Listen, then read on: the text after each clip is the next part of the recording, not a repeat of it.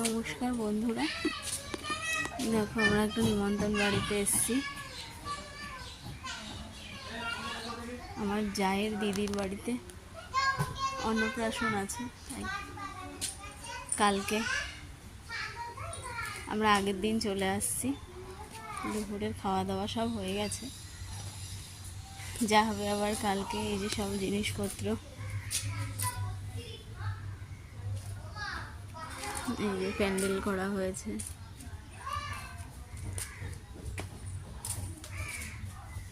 এখানে একটু বৃষ্টিও হচ্ছে, তাই এখন চিন্তার ব্যাপার কি হয় কালকে।